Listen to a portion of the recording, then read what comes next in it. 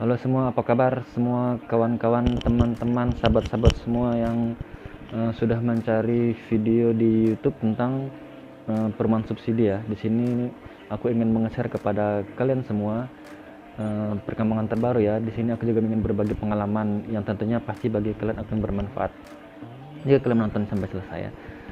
Pertama-tama di sini aku mau ngasih tahu dulu bahwa aku mengambil perumahan subsidi dari sekitar November 2019. Sekarang sudah bulan 7 ya, Juli 2020. Ya, sekitar hampir setahun ya, setahun lebih ya. Nah, aku sebelumnya sudah membuat video soal apa saja yang harus kalian perhatikan jika kalian ingin mengambil perumahan subsidi. Kalau yang sekarang ini aku ingin memberikan informasi kepada kalian semua dan pengalaman bagi kalian semua bagaimana setelah kita mengambil perumahan subsidi, apa perbedaannya gitu mas saya dari tahun lalu sampai tahun sekarang. Nah, langsung saja di sini saya mau mengingatkan kepada kalian semua bahwa jika bagi kalian yang belum memiliki atau membeli perumahan subsidi, saya akan memberitahu dulu bahwa saat ini semakin lama, semakin bertambahnya tahun, itu harga perumahan subsidi semakin meningkat atau naik ya teman-teman. Jadi jangan sampai kalian menyesal atau setidaknya kalian itu terkejut ya, kaget gitu ya loh, kok waktu teman saya ngambil perumahan subsidi segini harganya, kok sekarang segini harganya. Itu memang sudah peraturannya ya, karena setiap tahun suku bunga di dunia itu alami kenaikan ya.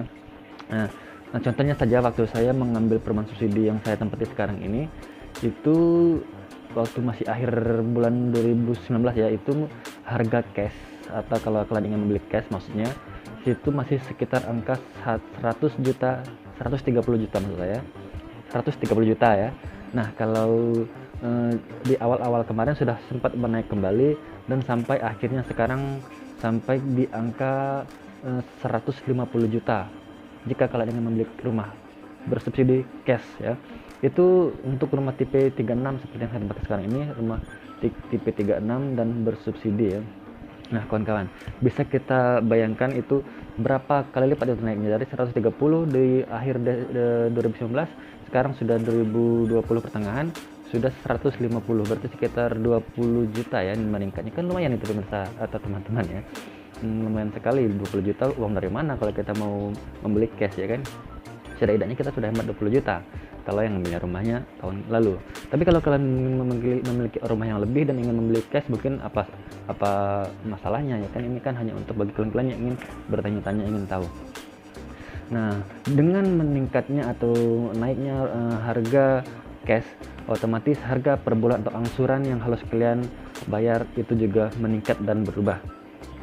Saya berikan contoh juga, waktu itu saya ditawarin oleh pihak bank, kan ada 3 opsi ya, 20 tahun, 15 tahun, dan 20 tahun. Jadi kalau yang waktu zaman saya itu 10 tahun maksud saya, itu sekitar 1.500.000 kalau nggak salah ya. Kalau yang saya kan 15 tahunan ya. Nah di situ 1.200.000 kalau nggak salah. Dan yang 20 tahun 1 juta, yang 20 tahun 825.000. Itu cukup jauh jaraknya karena tahunnya pun berbeda. Nah kalau sekarang itu sudah meningkat lagi kawan-kawan, teman-teman. Yang jelas kalau untuk yang 10 tahun saya nggak begitu hafal ya, yang jelas lebih dari 1.500.000. Kalau misalnya yang ya itu saya ingatkan lagi, itu untuk setiap daerah berbeda-beda kawan-kawan. Kalau aku daerah Sumatera ya, jadi kalau yang 10 tahun aku agak lupa ingat pastinya, yang jelas lebih dari angka yang saya sebutkan tadi. Namun untuk yang 15 tahun itu sekitar 1.300.000-an atau 1.400.000-an gitu. Dan yang 20 tahun itu sudah mencapai 900 kawan-kawan, 900-an. Jadi cukup naik ya. Nah, dengan naiknya harga yang perumahan baru yang kalian beli di tahun 2020 tidak berlaku untuk naik di yang saya beli. Maksud saya begini, itu namanya perumahan subsidi ya, flat ya. Jadi mungkin ada yang sebagian yang belum tahu. Jadi waktu itu saya kan angsuran saya 825.000. Walaupun saat ini sudah naik bagi perumahan yang baru, namun saya tetap segitu gitu. Maksudnya nggak ada bertambah ngikutin yang baru sekarang kan sudah meningkat tuh per bulan. Kalau saya tetap segitu, jadi berapa tahun pun kemudian saya tetap segitu. Itulah enaknya perumahan subsidi ya, atau perumahan yang dibantu pemerintah flat di harganya. Jadi ya mungkin kita bisa berandai-andai 20 atau 10 tahun ke depan uang 825.000 itu sudah nggak ada apa-apanya mungkin ya. Mungkin sekarang seperti ya 400.000, mungkin 1 kali lipatnya gitu. Jadi nggak terasa. Apalagi mungkin gaji kita, penghasilan kita setelah kan mungkin semoga meningkat ya, bertambah ya, UMP gitu, maksudnya UMP UMR di Indonesia kan bertambah-tambah. Saya rasa nggak mungkin semakin lama semakin menurun. Nah di situ jadi mungkin semakin lama semakin ini ya, kita ringan membayarnya karena semakin murah bagi penghasilan kita. Nah, saya juga mau menceritakan di sini bagi kalian semua, setelah hampir 2 tahun saya menempati perumahan ini, apa aja plus minusnya yang saya rasakan. Ini juga saya rasa sangat penting bagi kalian semua yang ingin mengambil perumahan subsidi. Karena kalian kan mungkin tahunya ya mengambil rumah, tapi kalian tidak tahu bagaimana ke depannya gitu. Karena pasti kalian sudah berandai-andai, atau mungkin kalian sudah terserah nantilah apa yang terjadi, yang penting saya punya rumah dulu. Itu benar. Cuma setidaknya saya ingin memberi kepada kalian semua apa saja yang harus kalian ketahui, atau yang mungkin biar kalian tidak kaget gitu ya. Nah, yang pertama, jika kalian mempunyai uang lebih, jika sudah membeli perumahan subsidi, sebaiknya cepat-cepat membangun dapur ya. Setidaknya ditutup gitu kan. Kalau perumahan subsidi kan hanya perumahan tipe 36 ya, tidak ada dapurnya.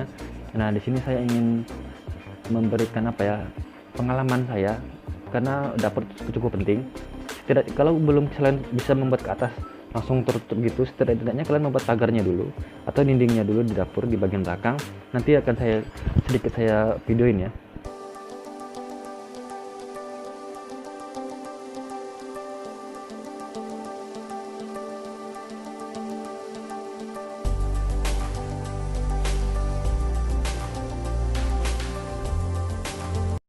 Bagian belakang, dan langsung kayak tutup seperti itu.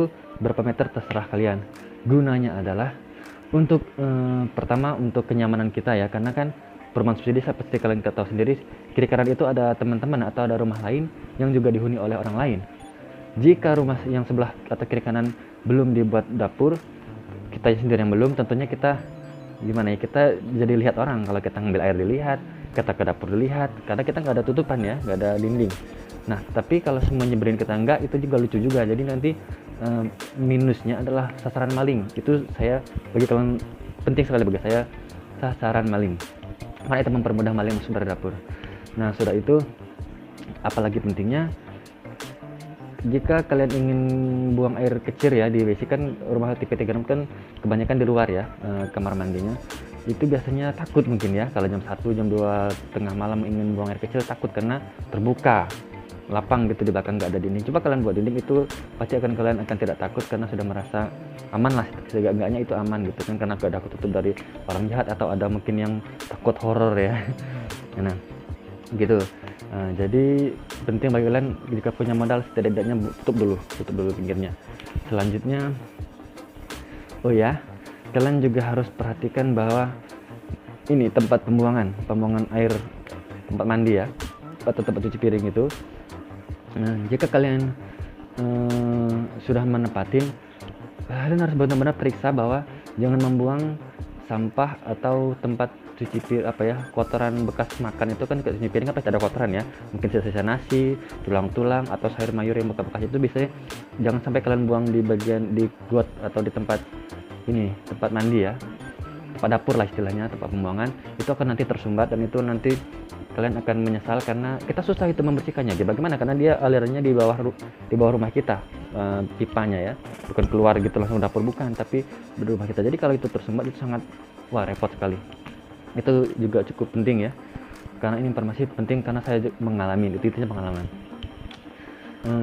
Dan yang kedua itu tadi saya ingatkan lagi, sebenarnya saya sudah mengingatkan di video saya sebelumnya, namun saya ingatkan sekali lagi karena ini sudah penting, yaitu kalian harus dalamin septic tank sebelum kalian tempatin atau sebelum kalian isi ya septic tank kalian. Jadi kan septic tank saya itu di depan, bagian depan halaman rumah, itu harus kalian dalami dulu sebelum kalian tempatin atau sebelum kalian gunakan. Nah, jadi masih kosong, kandas baru, kalian harus dalami lagi. Karena apa? Karena perumahan subsidi tipe 36 rata-rata kolam atau lubang septicnya itu kedalamannya berapa, cuma sekitar 1 meter atau mungkin nggak sampai 1 meter. Nah, itu akan cepat penuh. Dan kalau sudah penuh kita repot ya. Jadi seperti yang rumah-rumah yang lain yang saya tahu dan saya lihat dan saya alami, sebelum nempatin speaknya didalami dulu. Jika kalian tidak bisa, panggil tukang ya, tapi itu mudah karena cuman kita bongkar aja sedikit, kan itu ada itu ya, apa, bataku dibuka langsung, mungkin ada cor-coran sedikit, daripada kita lagi nggak apa-apa, kita bongkar aja, bongkar, kita cangkul lagi, kita dalamin berapa meter terserah, yang penting ke depan kita pikir bakal lama penuhnya gitu kan, baru kita tutup lagi. Karena kalau nggak, itu menyesal karena beberapa tahun saja sudah penuh. Saya mengalami itu. Oke. Nah, berhubung videonya sudah 10 menit, saya apalagi ya, saya pikir itu aja dulu ya. Saya pengen kalian ingin komentar atau chat di komentar video saya ini, apa saja sih sebenarnya yang ingin kalian tanya, saya akan jawab. Bahkan kalau penting atau banyak pertanyaan sama, saya akan buat video lagi. Itu saja sih. Oh ya, terakhir ya, perhatikan bahwa kan biasanya perumahan subsidi setelah kalian tempatin itu ada jangka 3 bulan untuk kalian bisa mengkomplain apa yang kalian nggak suka atau merasa nggak bagus, nggak benar. Itu 3 bulan waktu dari pertama kalian menempatin untuk komplain ke pihak marketing atau pihak perumahan untuk dia diperbaikin.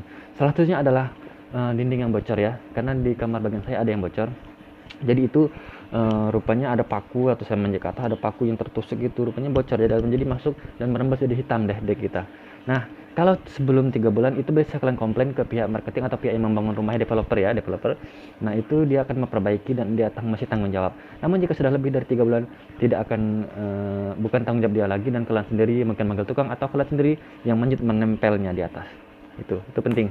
Jadi maksud saya, saran saya, kesimpulannya, sebelum 3 bulan sesudah kalian menempatin, periksa apa saja yang minus-minusnya. Periksa secara detail, benar-benar harus kalian periksa.